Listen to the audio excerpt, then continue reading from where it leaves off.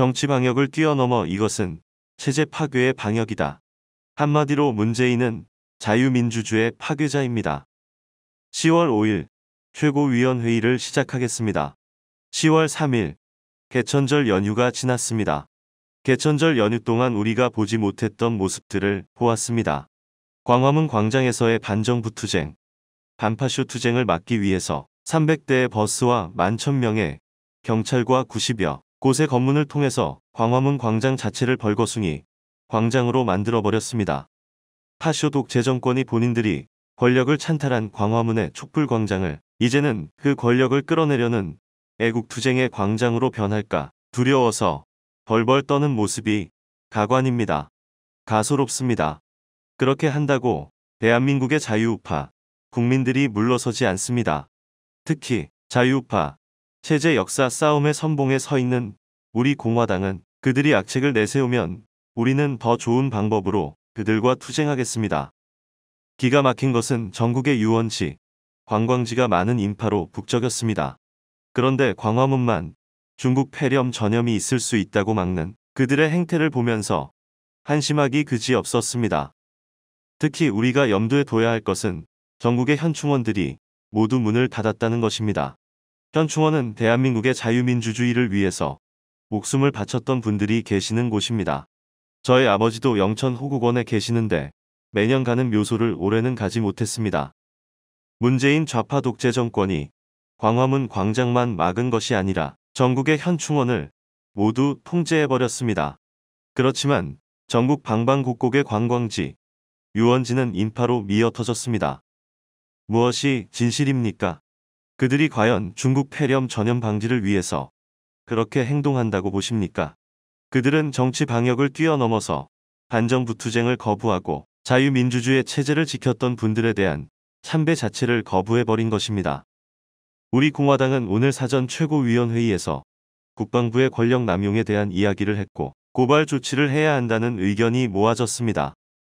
사회주의, 공산주의자들의 목적 달성을 위해 명절날 가족 해체를 시도하고 대한민국 자유민주주의 체제 수호를 위해서 목숨 바친 애국자들에 대한 거룩한 정신을 받들겠다는 뜻을 근본적으로 막아버린 자들이 방역을 이야기할 자격이 있습니까? 지하철은 미어터지고 항공기는 만석이 되고 제주도에는 평소 관광객의 5배가 넘었습니다. 그럼에도 불구하고 관광지에 대해서는 아무도 얘기하지 않았습니다. 그런데 그 넓은 현충원은 전국적으로 문을 닫았습니다. 그것은 있을 수 없는 일입니다. 그들의 속셈이 고스란히 드러난 것입니다. 살기 바쁜 사람들이 매번 현충원을 찾아가지 못하고 조상님을 찾아가지 못하지만 그래도 추석 명절, 설 명절에는 꼭 찾아뵙고 인사를 드리지 않습니까? 설날은 새해 인사를 드리고 추석에는 한 해 동안 고생했던 결실의 인사를 드립니다. 정치 방역을 뛰어넘어 이것은 체제 파괴의 방역입니다. 한마디로 문재인은 자유민주주의 파괴자입니다. 자유민주주의를 지키려고 했던 사람과 국민을 멀리하고 파쇼 정권에 저항하고 싸우겠다는 광화문 광장을 좌파 파쇼 광장으로 계속 유지하겠다는 것입니다. 10월 9일 한글날에도 우리 공화당의 투쟁은 계속됩니다. 이제 국민 여러분께서 판단할 문제입니다. 자유우파 국민들이 이런 상황들을 보면서 침묵하는 것은 맞지 않습니다. 헌법에 보장된 국민 저항권 발동을 위해서 전국에서 모두 일어납시다. 10월 9일 한글날에도 우리 공화당의 투쟁은 계속됩니다. 우리 공화당은 서울을 막으면 대전으로, 대전을 막으면 구미로, 구미를 막으면 대구로, 대구를 막으면 울산으로, 울산을 막으면 창원으로, 창원을 막으면 부산으로 갑니다. 지금 말씀드린 7군데의 최소 4만 명의 집회 신고를 오늘 당장 해주시기를 바랍니다.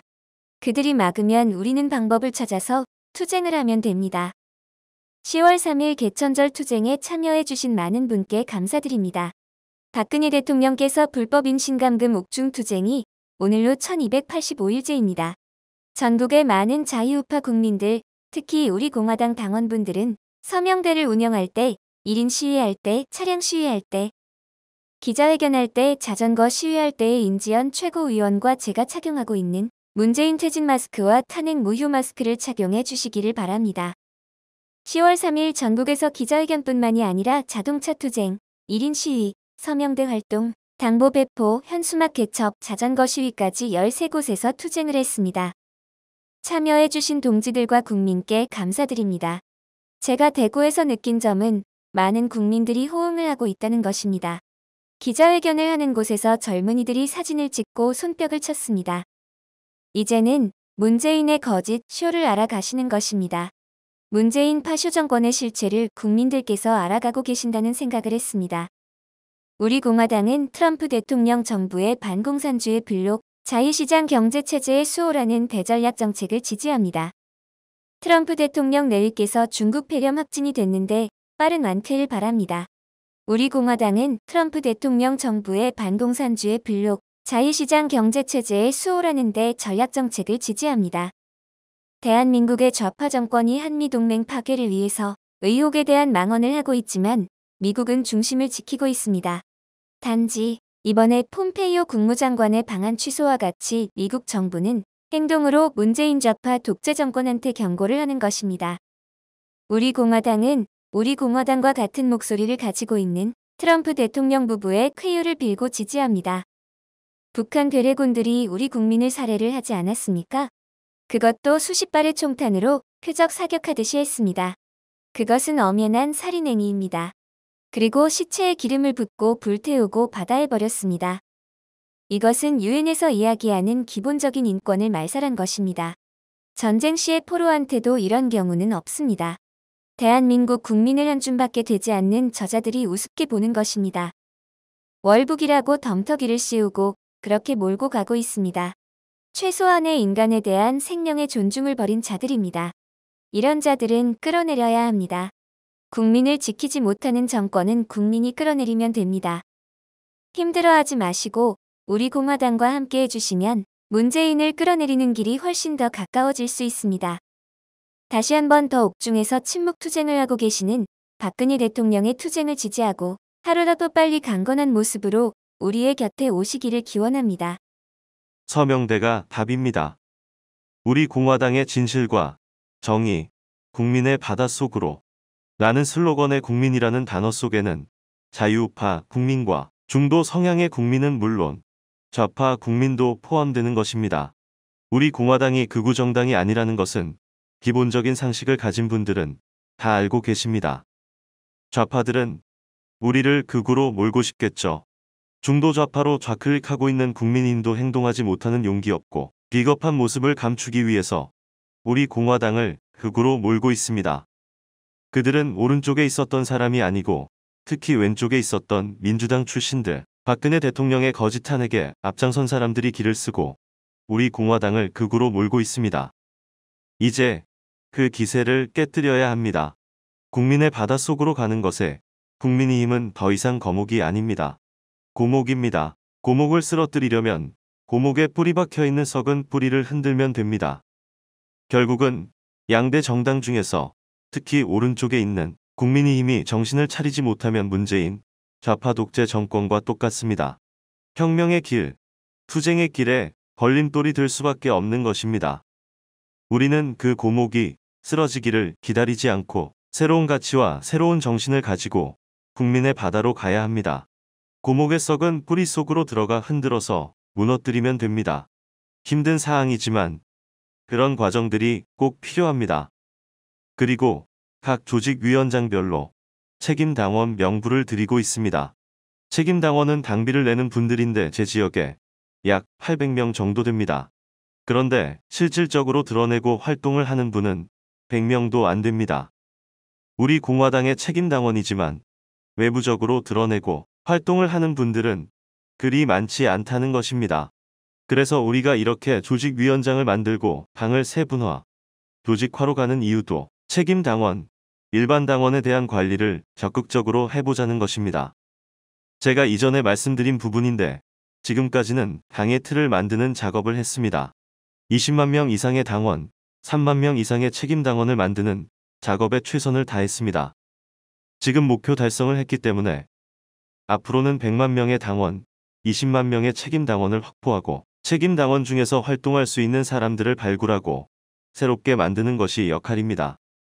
오늘 이성우 최고위원께서 서명대에 대해 말씀하셨는데 서명대가 답입니다. 1인 시위, 차량 시위, 기자회견 등 여러 가지 활동을 한다고 해서 서명대를 등한시하면 안 되는 것입니다. 서명대가 최우선입니다. 서명대 하는 곳과 하지 않는 곳을 그래프로 만들어서 비교해보면 차이가 큽니다. 서명대를 운영하면 당원이 확보됩니다.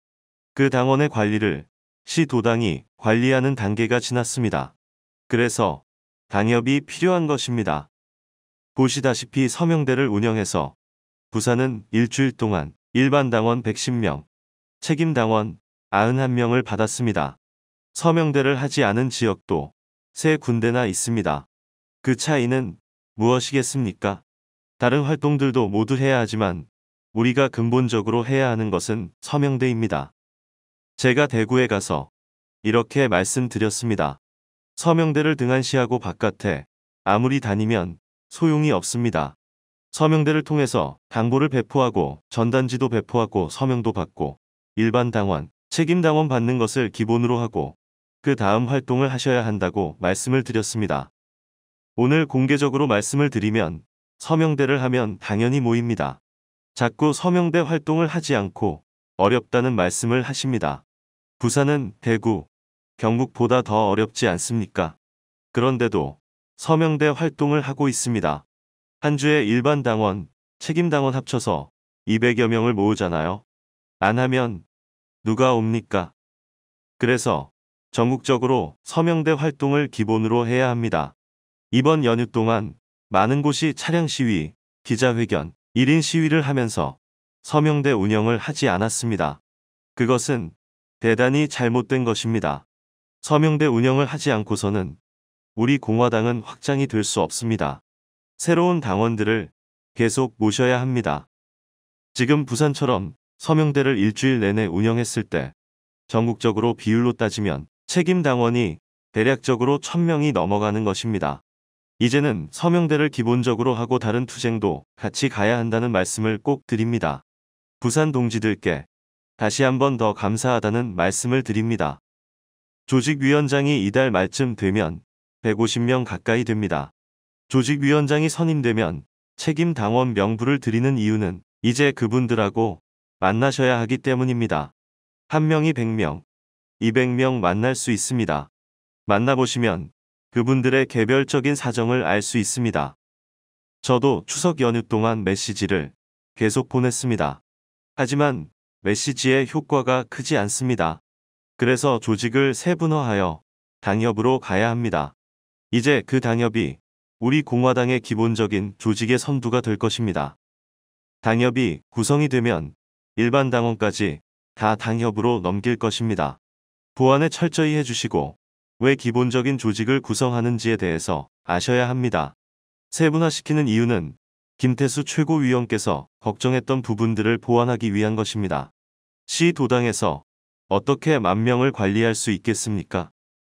매일 서명대, 현황을 보고를 받고 있습니다. 중앙당이 있는 서울이 솔선수범해야 합니다. 중앙당이 솔선수범해서 서명대 활동에 돌입을 해야 합니다. 현재 서명대 활동이 부진한 지역은 부산을 본받아서 더 열심히 해주시기를 바랍니다. 특히 모수의 성지라는 대구, 경북이 서명대에 대단히 뒤처지고 있다는 것은 반성의 여지가 크다고 말씀을 드리겠습니다. 결국 사회주의자, 토착빨갱이들은 대한민국의 중산층을 무너뜨리겠다는 것입니다. 오늘 신문 내용 중에서 경제적인 문제를 다루는 부분에 국민건강보험공단의 국민행복카드라는 것이 있습니다. 임신 출산진료비 신청자 숫자가 나오는데 역대 최저입니다. 누가 결혼을 하고 누가 아이를 낳고 싶겠습니까? 출산비용뿐만이 아니라 주거비용, 양육비용을 감당할 수 없는 문재인 좌파독 재정권의 경제 실패로 인해서 결국은 사회 전반적인 구도가 바뀌는 것입니다. 이런 식으로 가면 저출산의 상황이 급속도로 늘어나고 고령화도 급속도로 늘어납니다. 나라가 망하는 것이죠. 지금 문재인 정권 들어와서 박근혜 대통령 정부에 가계부채 1000조를 넘지도 않았는데 지금 가계부채가 1600조 됐습니다. 국가 부채가 수백조 원 이상 늘었습니다. 기업 부채도 마지노선 1000조 원을 넘지 않으려고 엄청난 노력을 했었는데 기업 부채가 1118조 원이 됐습니다. 나라가 빚더미가 됐습니다. 그런데 누구는 전 국민들한테 돈을 더 주자, 재난지원금을 다 주자고 하고 있습니다. 나라가 이렇게 망하는 것입니다. 결국 사회주의자, 토착발갱이들은 대한민국의 중산층을 무너뜨리겠다는 것입니다. 중산층이 무너지면 어떻게 됩니까? 소위 말하는 공산주의자들이 노리고 있는 국가에 의존을 할 수밖에 없는 상황이 됩니다. 대구의 서문시장, 칠성시장은 영남권에서는 가장 큰 시장입니다. 시장에 사람이 5분의 1도 안 되고 상가가 3분의 1이 문을 닫았습니다. 자영업자, 소상공인, 시장상인 등 이분들이 무너지면 못 일어납니다. 이분들의 삶 자체가 은행에서 빚을 대출해서 겨우겨우 운영을 하는데 추석 대목에도 사람들을 못 다니게 하면서 전국 관광지로 놀러 가니까 시장 상인들이 아우성입니다. 그런데 좌파들은 다 알면서도 하는 것입니다. 다 알면서 현충원, 국립묘지 문 닫는 것처럼 상인들의 아우성이 다 들리면서도 그렇게 진행하는 그 이유가 무엇이겠습니까? 그들의 정확한 속셈을 우리가 깨달아야 합니다. 우리 공화당이 이런 부분에 대해서 조금 더 데이터를 모아야 합니다. 박근혜 정부 때의 경제지표와 지금 문재인 정부의 경제지표를 비교해 보십시오. 박근혜 정부 이후에 그 영향을 받는 2017년 9월까지 경제지표들은 56개월 동안 상승했습니다. 그런 부분에 있어서 당 사무처나 정책위에서도 분석을 해서 국민들한테 알려야 합니다. 경제 비교 수치가 1000조 원대를 막으려고 했던 가계부채나 기업 부채가 다 무너졌습니다. 그런데도 국민들은 문재인을 지지하고 있습니다. 결국은 어떻게 되겠습니까? 나라의 경제가 IMF 때보다 더 심한 재기불능 상태로 무너지게 될 것입니다. 그런데도 중국 폐렴 핑계를 대고 있습니다. 이번 연휴 기간 특히 10월 3일 투쟁에 각 지역의 유튜브 선생님들께서 많이 참여를 해주시고 활동 내용을 알려주셔서 대단히 감사드립니다. 유튜브 선생님들께서도 신이 나서 우리 공화당을 지지할 수 있도록 우리가 활동의 다양성을 가져야 합니다. 이번 10월 3일 활동에 대해서 분석하고 보완해야 할 점에 대해서 비공개해서 진행하도록 하겠습니다. 2020년 10월 5일 우리 공화당 최고위원회의 조원진 대표 발언